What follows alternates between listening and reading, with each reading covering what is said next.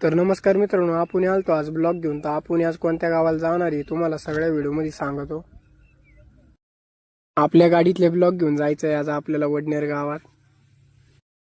कस्टमरला फोन केल्यावर मग कस्टमर म्हणे वडनेर गावातून या म्हणे. मग आपलं हे वडनेर गावातच आलतो आपण. इथं आता अजून आपल्याला जायचंय थोडं पुढं, नाही का. आपली गाडी मग रोडच्या साईडला लावेल होती. मग आपण आलतो कस्टमरचा रस्ता पाहायला.